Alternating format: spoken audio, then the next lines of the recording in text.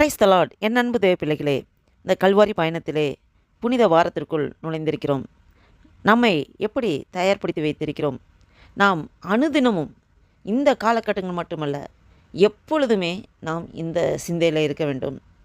நாம் ஆண்டவருடைய பாடு மரணங்களை இந்த காலகட்டத்தில் மட்டுமல்ல, எப்பொழுதுமே நம் வாழ்வில் ஜீவன் உள்ளவரை நாம் கல்வாரியில் தேவன் தமையே ஜீவலியாக ஒப்பு கொடுத்தாரே, அவருடைய பாடு மரணங்களை எப்போதும் நாம் நினைவு கூற வேண்டும். அவர் உயிர்த்தெழுந்து இன்றும் ஜீவிக்கிறாரே, நாம் எப்பொழுதும் நினைவு கூற வேண்டும். விசேஷமாக இந்த காலகட்டங்களில் இந்த கல்வாரி பயணத்தில் இந்த புனித வாரத்துக்குள் நாம் நுழைந்திருக்கிறோம். நம்மை எப்படி நாம் பக்குவப்படுத்தி வைத்திருக்கிறோம்? இயேசு கூட நிறைய பேர் பயணித்தார்கள். அவரோடு கூட நாம் ஒரு ஆளாக பயணிக்க விரும்புகிறோமா? நாம் சற்று நேரம் தியானிக்க எடுத்துக்கொண்ட வசனம் மார்க் 11ஆம் அதிகாரம் 1 10 வசனங்களில் அந்த கழுதை மூலம் நாம் என்ன கற்றுக்கொள்ள வேண்டிய ஆன்மீக காரியங்கள் என்ன என்பதை சற்று நேரம் தியானிப்போம். நாமும் இயேசுவின் கழுதையாக செயல்பட 5 காரியங்களை பார்க்கலாம். இந்த 5 காரியங்கள் நம் வாழ்க்கையை மாற்றும். இதன்படி நடக்கும்போது நன்மைகள் வரும், பல தடைகள் எல்லாம் உடையும், உங்கள் துன்பங்கள் இன்பங்களாக மாறும், உங்கள் சோதனையை ஆண்டவர் சாதனையாக மாற்றுவார். பாருங்க, நாம் ஆண்டவருடைய பிள்ளைகளாக ஆண்டவர் என்ன எதிர்பார்க்கிறார்? நாம் அந்த கழுதை, ஆண்டவர் பயன்படுத்துகிற அந்த கழுதை மூலமாக என்ன கழுதை மூலமாக நாம் கற்றுக்கொள்கிறோம்? சற்று நேரம் தானிப்போம். முதலாவது, ஆண்டவர் அந்த கழுதை எங்கே இருக்கிறது என்பதை முன்கூட்டியே அறிந்திருக்கிறார். அவருக்கு நன்றாக தெரியும் அந்த கழுதை எங்கே இருக்கிறது என்ன என்று. அதை சீசர்கிட்ட சொல்கிறாரு. சீசர்களும் அதன்படியே போய் செய்கிறார்கள். பாருங்கள், நான் எங்கே இருக்கிறேன், நான் என்ன செய்து கொண்டிருக்கிறேன், என் குடும்ப பின்னணி என்ன, என் மனதுக்குள் என்ன ஓடிக்கொண்டிருக்கிறது, நான் இப்போ என்ன ஆசைப்பட்டு கொண்டிருக்கிறேன், என்ன கலக்கம் எனக்குள்ளே இருக்கிறது, எல்லாமே அவர் அறிவார். நாம் எப்போ இவனை சந்திக்கணும், துதிக்கணும், எப்போ அவனை எழும்பி பிரகாசிக்க வைக்கணும், இவனை எப்போ துதிக்க வைக்கணும், எப்போ இவன்கிட்ட நான் அவனை அந்த இதிலிருந்து, அந்த பாட்டுகளிலிருந்து, உபத்திரங்களிலிருந்து விடுவிக்க வைக்கணும்னு தேவன் நன்றாக அறிந்திருக்கிறார். நம்மை முழுமையாக ஆண்டவர் அறிந்திருக்கிறார். வேதத்தில் ஒரு வசனம் இருக்கிறது, தாயின் கருவில் உருவாகும் முன்னே நான் உன்னை அறிந்திருக்கிறேன் என்று சொல்கிறார். ஆமேன். அப்போ கழுதையாக இருக்கும் நம்மை தெளிவாக அறிந்திருக்கிறார். வேதத்தில் நத்தானியலை பார்க்குறோம். நத்தானியல், நான் உன்னை அத்தி மரத்து கீழே பார்க்கிறேன் என்று சொல்கிறார், பார்த்திருக்கிறேன் என்று தேவன் முன்கூட்டியே அறிந்திருக்கிறார். சகைவை எரிகோவுக்கு போகிற வேளையிலே சகைக்கு தெரியும் நான் மரத்து மேலே இருக்கிறேன், ஆண்டருக்கும் தெரியும் அந்த மரத்துக்கிட்ட வந்து மேலே அண்ணாந்து பார்த்து சகைவே இறங்கி வா என்று சொல்கிறார். இன்னும் மத்தேயை பார்க்குறார்.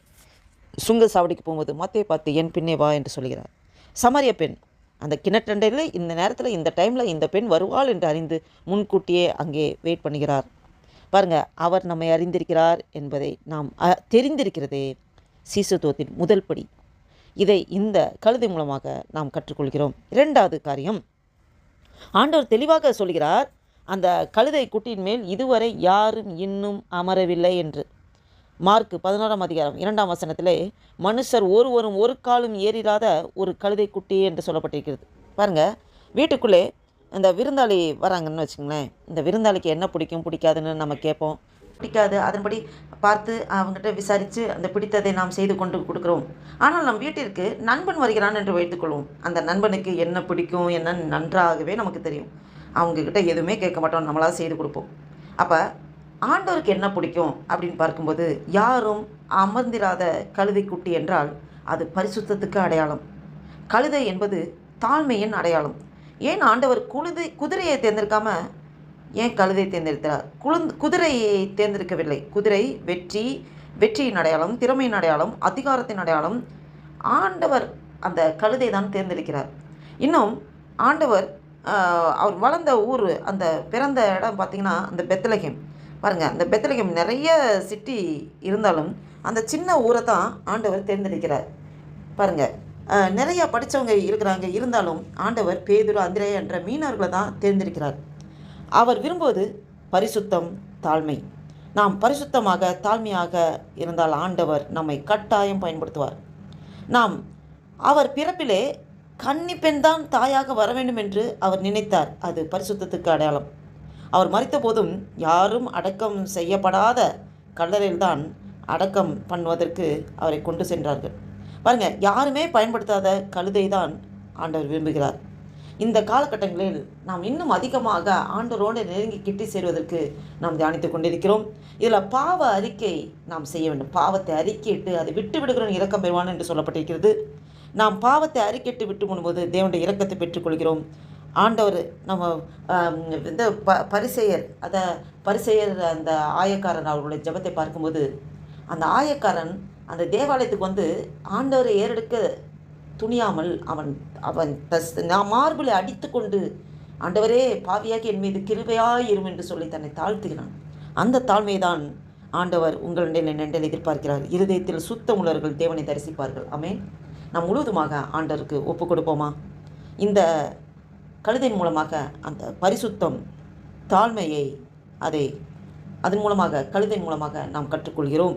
மூன்றாவது காரியம், சீசரிடம் சொல்கிறார், கழுதையை அவிழ்த்து கட்டப்பட்டிருக்கும் கட்டை அவிழ்த்து கொண்டு வாருங்கள் என்று சொல்கிறார்.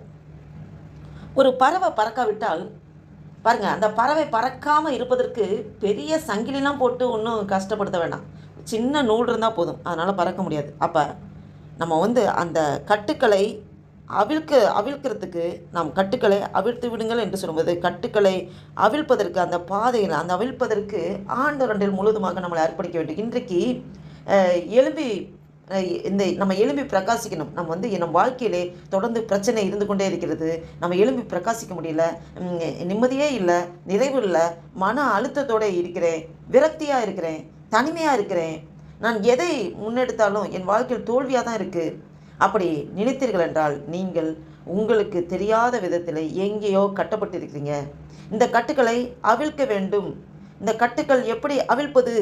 ஆண்டவர்கிட்ட தான் இருக்குது. அவரிடம் தான் கட்டுக்களை அவிழ்க்க கேட்க வேண்டும். கண்ணுக்கு தெரியாத கட்டுக்கள், அதை நீங்கள் கட்டி வைக்கணும் என்று இல்லை, யாரோ கட்டி வச்சிருக்கான். அந்த கட்டுக்களை தான் நம் வாழ்க்கையில் அந்த கட்டுக்கள் தான் நம் வாழ்க்கை எல்லாவற்றையும் கெடுத்து கொண்டிருக்கிறது. நம்முடைய முன்னேற்ற பாதையில் தடைகளாக அதற்கு நாம் தேவனுடைய முழுமையாக அர்ப்பணிக்க வேண்டும். இந்த கட்டுக்கள் தடைகள் எல்லாம் மாறணும்னா தேவனிடத்தில் நாம் முழுதுமாக சரண்டர் அர்ப்பணிக்க வேண்டும். ஆண்டவர் கண்டிப்பாக இந்த கட்டுக்களை அவிழ்ப்பார்.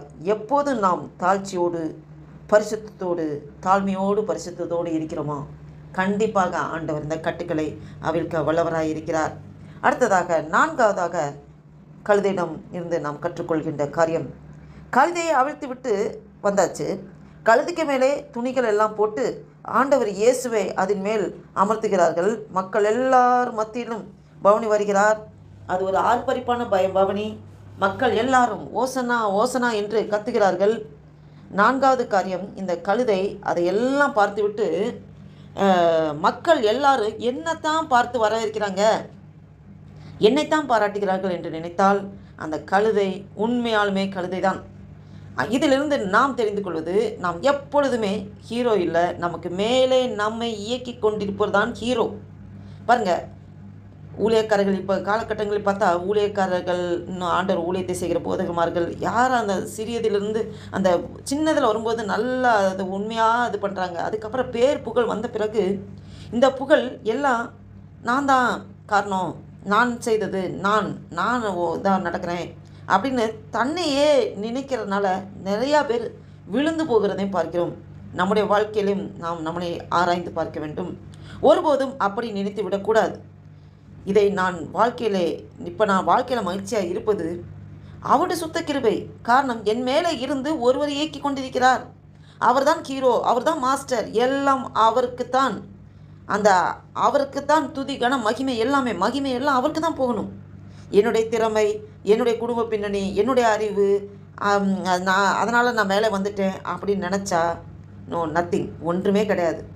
நாம் ஆசீர்வாதமாக இருப்பது நமக்கு மேலே ஒருத்தர் இருக்கிறார், நமக்குள்ளே ஒருவர் இருக்கிறார். அவர் அவருடைய கிருபையினாலே நம்மளை நடத்துகிறார் என்ற உணர்வு நமக்கு எப்பவுமே இருக்க வேண்டும். ரெண்டாவதாக இந்த காரியங்களை நாம் பார்ப்போம் என்றால், கழுதைக்கு மேலே இருந்து ஒருத்தர் இயக்குகிறார். அவர் போக சொன்னால் போகணும், நிற்க சொன்னால் நிற்கணும், திரும்ப சொன்னால் திரும்பணும். நம் வாழ்க்கையிலே ஆண்டுடைய வார்த்தைக்கு அப்படியே கீழ்ப்படிய வேண்டும். ஆமென். அப்படி நாம் கீழ்ப்படிந்து நடப்போம் என்றால் நம் வாழ்க்கை சீராக இருக்கும். அல்லேலூயா. பாருங்கள், ஐந்தாவது, அந்த கழுதை ஆண்டவருக்கு தேவை. அவங்க அவுக்க போகிறாங்க.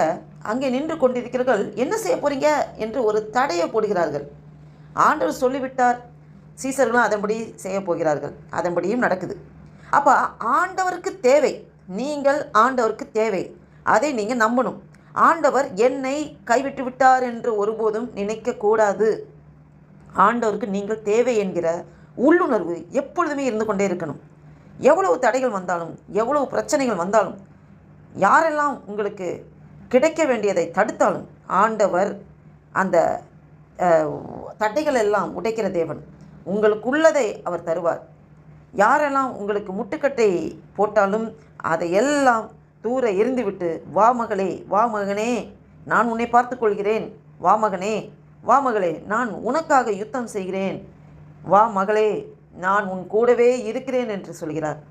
நான் முன்பு எப்படிப்பட்ட ஆண்டவர், அதாவது நமக்கு முன்பு எப்படிப்பட்ட பிரச்சனை, எப்படிப்பட்ட பெரிய ஆள் இருந்தாலும் ஆண்டவர் நம்மளோட கூட இருக்கிற தேவன் அந்த தூசியை உதிரித்தெழுது கூட உதிரி போட்டுவிட்டு நம்மளை அவர் அந்த தட்டைகளிலிருந்து எடுத்து ஆசீர்வாதமாக நடத்த வல்லவராக இருக்கிறார். இதற்கு ஒன்றே ஒன்று நாம் செய்யணும், நம்மளை நாமே தாழ்த்தணும்.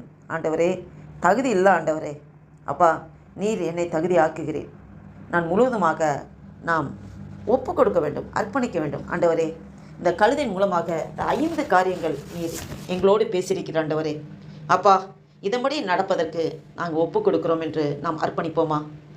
நாம் இந்த ஆண்டோடைய இந்த புனித வாரத்திற்குள் ஆண்டு நம்மளை நடத்தி கொண்டு வந்திருக்கிறார். இதை அனுதினமும் நாம் தியானிக்க வேண்டும். ஒரு நாள் மட்டுமில்லை, ஒரு வாரம் மட்டுமல்ல, வாழ்நாள் முழுவதும் நாம் தியானிக்க வேண்டும். ஆண்டோடைய பாடு மரணத்தை தியானிக்க வேண்டும்.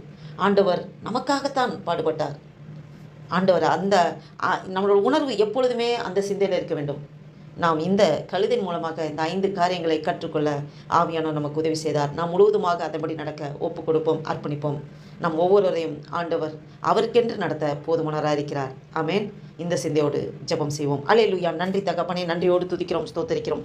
ஆண்டவரே, இந்த புனித வாரத்திற்குள் எங்களை நடத்தி கொண்டு வந்திருக்கிற நன்றி தகப்பனே. அப்பா, கழுதை நீர் தெரிந்தெடுத்தீர் ஆண்டவரே, எங்களை நீர் தெரிந்தெடுத்திருக்கிற ஆண்டவரே. அப்பா, ஆண்டவரே, அப்பா ஸ்தோத்திர கழுதை மூலமாக எங்களுக்கு ஆண்டவரே அநேக காரியங்களை கற்றுக் கொடுத்தீர் ஆண்டவரே. எங்களை முழுவதுமாக அர்ப்பணிக்கிற கர்த்தாவே, எங்கள் ஒவ்வொரு நீங்கள் எடுத்து பயன்படுத்துங்கப்பா. அந்த வீடியோவை கேட்டுக்கொண்டு பார்த்து கொண்டிருக்கிற ஒவ்வொரு அப்படியாக ஆசீர்வதித்து பயன்படுத்தி கிருபைக்காய் ஸ்தோத்திரம். முக்கிய துதிக நமக்கு மேலாம் செலுத்துகிறோம். இயேசு கிறிஸ்து நாமத்தினால ஜெபிக்கிறோம், ஜீவனுள்ள எங்கள் நல்ல பிதாவே. ஆமேன், ஆமேன்.